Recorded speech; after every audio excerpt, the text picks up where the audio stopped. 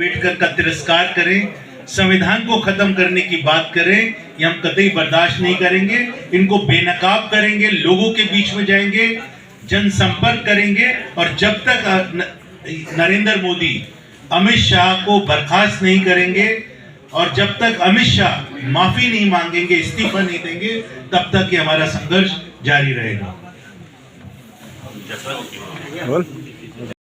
नमस्कार, अजय चतुर्वेदी। मित्रों, पिछले दिनों आपको मैंने बताया था कि गत 17 दिसंबर को राज्यसभा में संविधान पर चर्चा का समापन जिस ढंग से केंद्रीय गृह मंत्री अमित शाह ने किया था और संविधान के रचयिता डॉक्टर भीमराव अंबेडकर का नाम लेकर के उन्हें अपमानित करने की कोशिश की थी, जिस टोन में उन्होंने बात की थी, उसको लेकर के काफी हंगामा मचा और वो प्रक्रिया अभी तक जारी है। संसद से लेकर के सड़क तक विरोध प्रदर्शन का सिलसिला देश भर में जारी है।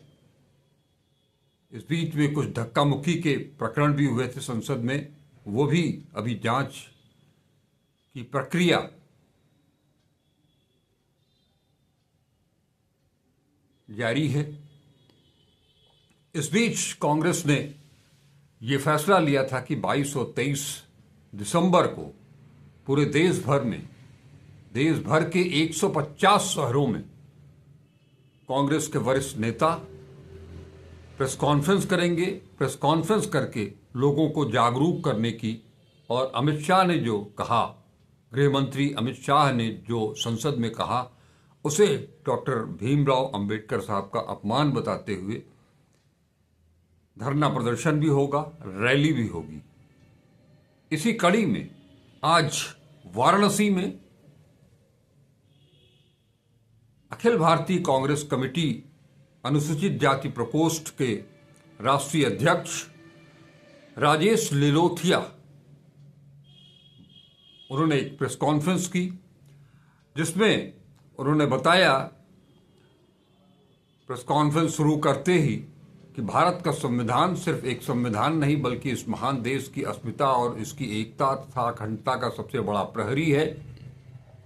भारतीय संविधान ने भारत के करोड़ों लोगों की भावनाओं और उम्मीदों को कवच देकर उनकी भावनाओं को साकार किया। यह हमारा संविधान ही है जिसने महिलाओं, गरीबों, किसानों, मजदूरों, मजलूमों, दलितों, पिछड़ों तथा अल्पसंख्यकों को गर्व करने के साथ आगे बढ़ने का, अपने सपनों को साकार करने का, सामाजिक, राजनीतिक, आर्थिक रूप से सशक्त होने का अवसर दिया है। भारत की महान जनता ने भारत के संविधान के प्रति हमेशा अपनी आस्था पूरी दृढ़ता और प्रतिबद्धता के साथ दिखलाई है। 18वीं लोकसभा के शीतकालीन सत्र में सत्तारूढ़ भारतीय जनता पार्टी द्वारा संविधान और संविधान निर्माता बाबा साहेब भीमराव अंबेडकर के अपमान के लिए देश के संसदीय इतिहास दागदार हो गया है। बीजेपी हमेशा से लोकतंत्र और संवैधानिक मूल्यों के प्रति तिरस्कार दिखाने का कोई मौका छोड़ती नहीं है। इस बार तो हद पार कर दी। संविधान के 75 वर्ष पूरे होने पर कांग्रेस समेत इंडिया गठबंधन के घटक दलों ने संसद में सरकार से संविधान पर चर्चा की मांग की। अडानी, मणिपुर, संभल जैसे मामलों पर सदन में बहस की मांग को लेकर मांग लगातार ठुकराए जाने के बाद सरकार संविधान पर चर्चा की मांग को मान गई। इस मौके पर कांग्रेस समेत सभी दलों ने सरकार को लोकतांत्रिक और संवैधानिक मूल्यों की प्रतिबद्धता की याद दिलाई। समता, समानता और न्याय के डॉक्टर अंबेडकर के आदर्श पर चलने की सलाह बीजेपी को कतई रास नहीं आई। संविधान पर लगातार विपक्षी दलों को बोलने से रोकने की कोशिश की गई। यही नहीं, केंद्रीय गृह मंत्री अमित शाह ने डॉक्टर अंबेडकर का अपमान कर संघ और बीजेपी के मनुवादी मानसिकता को उजागर किया। अमित शाह ने कहा कि अभी एक फैशन हो गया है अंबेडकर अंबेडकर अंबेडकर अंबेडकर अंबेडकर। उन्होंने कुल 6 बार इस टोन में बाबा साहब का नाम लिया था। इतना नाम अगर भगवान का लेते तो 7 जन्मों तक स्वर्ग तय हो जाता, ये उन्होंने कहा था अमित शाह ने। इतना ही नहीं, अमित शाह ने पंडित जवाहरलाल नेहरू और डॉक्टर भीमराव अंबेडकर के रिश्तों के बारे में भी चर्चा की थी और उन्होंने ये भी सवाल किया था कि कांग्रेस ये बताए कि डॉक्टर साहब यानी कि डॉक्टर भीमराव अंबेडकर ने नेहरू मंत्रिमंडल से इस्तीफा क्यों दिया। वो बताने लगे कि ये इसमें डॉक्टर भीमराव अंबेडकर लगातार अनुसूचित जात जनजात के लोगों के साथ हो रहे अत्याचार को लेकर के काफी दुखी थे और इस मुद्दे पर उन्हें कई बार आश्वासन दिया गया कि उसको दुरुस्त किया जाएगा, लेकिन ऐसा नहीं हुआ, जिससे नाराज होकर के उन्होंने इस्तीफा दिया था। उन्होंने अमित शाह ने यह भी कहा कि डॉक्टर अंबेडकर नेहरू सरकार की विदेश नीति और धारा 370 के भी खिलाफ थे। इन सब से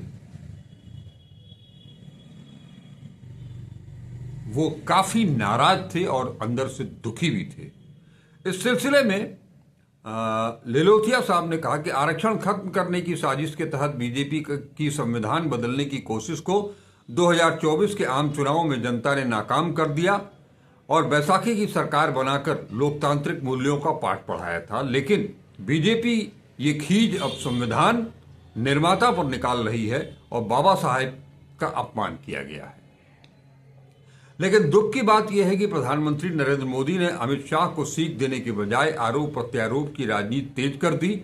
कांग्रेस समेत प्रमुख विपक्षी दलों ने पीएम मोदी से अमित शाह के इस्तीफे की मांग की है, लेकिन मोदी सरकार डॉक्टर अंबेडकर के अपमान को अपराध मानने को तैयार नहीं है। उल्टे बीजेपी ने संसद को ही ठप कर दिया।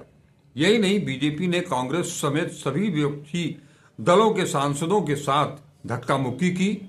कांग्रेस अध्यक्ष मल्लिकार्जुन खड़गे जी को गिरा दिया। कांग्रेस नेता एवं नेता प्रतिपक्ष राहुल गांधी को षड्यंत्र के तहत एफआईआर दर्ज करा दिया। भाजपा और उनकी मातृ संस्था आरएसएस शुरू से ही संविधान और बाबा साहेब डॉक्टर भीमराव अंबेडकर का विरोध करती आ रही है और बाबा साहेब डॉक्टर भीमराव अंबेडकर को चुनाव आरएसएस और तत्कालीन जनसंघ ने किया था। कांग्रेस पार्टी बाबा साहेब भीमराव अंबेडकर के अपमान को लेकर अमित शाह के इस्तीफे की मांग को लेकर अडिग है और सड़क से लेकर संसद तक हमारा विरोध प्रदर्शन जारी है और ये तब तक जारी रहेगा जब तक कि अमित शाह का इस्तीफा नहीं हो जाता और वो देश से माफी नहीं मांग लेते।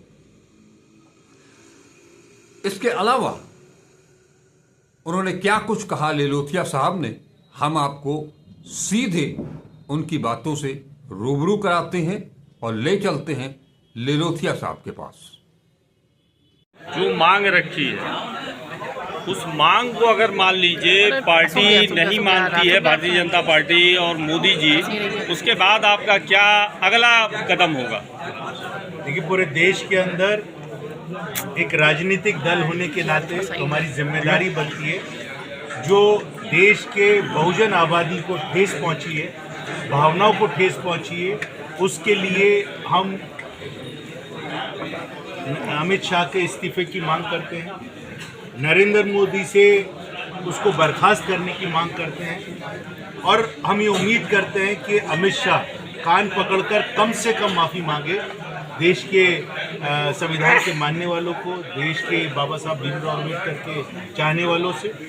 और हमारा धरना प्रदर्शन पूरे देश में अभी सिर्फ कांग्रेस पार्टी की बात नहीं है, जो कांग्रेस पार्टी से बाहर भी लोग हैं, जो बाबा साहब को मानने वाले लोग हैं। अभी मैं आ रहा था एयरपोर्ट से इस प्रेस वार्ता के लिए, तो मैं देख रहा था 10-10, 15-15 लोग बाबा साहब भीमराव अम्बेडकर की फोटो लेकर, जो कांग्रेस के लोग नहीं, सड़कों पे उतरे हुए और जय भीम का नारा लगा रहे हैं। इसका मतलब लोगों के बीच में ये संदेश जा चुका है कि आरएसएस बीजेपी इस देश के अंदर संविधान को खत्म करना चाहती है, मनुस्मृति को लागू करना चाहती है और वो लोग आज जागरूक हो चुके हैं क्योंकि वो लोगों को जानकारी है कि संविधान ने उनको समानता से जीने का अधिकार दिया है, इज्जत से जीने का अधिकार दिया है और वो अगर संविधान खत्म होगा तो उनका जीवन तकलीफ में होगा, इस चीज़ के लिए लोग सड़कों पे अपने आप उतर आए और हम ये संघर्ष जारी रखेंगे। कांग्रेस पार्टी की तरफ से पूरे प्रदेश के अध्यक्षों को, लीडरशिप की तरफ से ये निर्देश है कि इसके इस्तीफे की मांग को लेकर हम गवर्नर के पास जाएं, कलेक्टर के पास जाएं, उसके खिलाफ एफआईआर दर्ज करने की बात करें, उसके पुत्र मतलब जो भी प्रोटेस्ट हो सकता है इस संविधान विरोधी सरकार के खिलाफ, उसको हमारे को करना है। ये हमारे को कार्यक्रम मिला है। देखिए, भारतीय जनता पार्टी का कहना है कि उन्होंने बाबा साहब के स्मारकों को, चाहे इंग्लैंड में हो, उसको संरक्षित किया और उन्होंने कभी बाबा साहब का विरोध नहीं किया। संविधान खत्म करने की बात आप जो कह रहे हैं, आखिर ये आपको कैसे लग रहा है कि संविधान खत्म कर रहे हैं? देखिए, जब पार्लियामेंट का उद्घाटन करने के लिए नरेंद्र मोदी वहाँ पर पहुँचे तो शेंगुल हाथ में लेकर चले। शेंगुल के मायने वो किस चीज़ को सिंबलाइज करता है? तानाशाही को। हमने वही कहा कि राजशाही का प्रतीक, तानाशाही, राजशाही मतलब जिसके अंदर डेमोक्रेसी ना हो, प्रजातंत्र को खत्म करके प्रजातंत्र की बात संविधान करता है, डेमोक्रेसी की बात संविधान करता है, उसको दरकिनार करके उस वक्त देश के अंदर उस वक्त में राष्ट्रपति द्रौपदी मुर्मू थी। शिलान्यास के वक्त में जो राष्ट्रपति थे कोविंद, शिलान्यास के वक्त में कोविंद को जब राष्ट्रपति थे आमंत्रित नहीं किया गया और जब उद्घाटन किया गया उसका, उस बिल्डिंग का, नई बिल्डिंग का पार्लियामेंट की, तो मुर्मू जी प्रेसिडेंट थी, उनको आमंत्रित नहीं किया गया। तो इन लोगों की जो सोच है, ये सिंबॉलिक रिप्रेजेंटेशन देखकर हमारे लोगों को गुमराह करते हैं, फिर उसके बाद में उनका तिरस्कार करते हैं। यहाँ पर अयोध्या के अंदर उद्घाटन हुआ जब इस मंदिर का, तो राष्ट्रपति को आना चाहिए था, राष्ट्रपति होने चाहिए थी, first citizen of the country है वो, लेकिन क्योंकि वो आदिवासी महिला थी तो प्रेसिडेंट बना दिया, कुर्सी पे बैठा दिया, लेकिन ये सम्मान नहीं देंगे कि आप मंदिर के अंदर आ सकें। और इस बात से साफ जाहिर होता है कि संविधान हमको अधिकार देता है कोई भी धर्म को फॉलो करने का, लेकिन इनकी मनुस्मृति कहती है कि ये जो हिंदू राष्ट्र बनाने की बात करते हैं वो क्या है कि वहाँ पर वो दोबारा से वो वर्ण व्यवस्था लाना चाहते हैं ताकि इस देश के अंदर बराबरी खत्म हो, गुलामी बने, ये लोग चाहते हैं। और हमारे को लगता है कि आरएसएस और बीजेपी जो जिस सोच के साथ में सरकार चला रही है, ये बहुत दिन तक कामयाब नहीं हो पाएगी।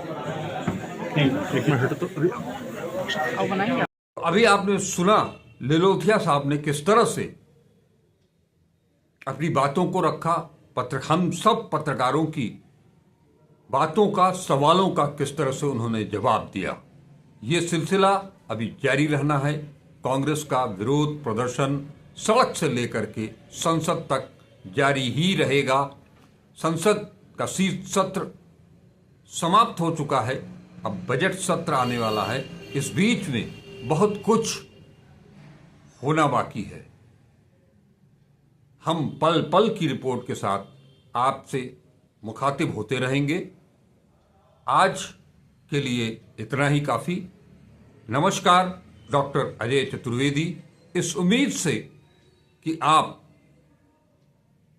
इस वीडियो को पूरा देखेंगे, हमारे हर वीडियो को जो कि लंबा भी हो जाता है उसे आप देखना जारी रखेंगे।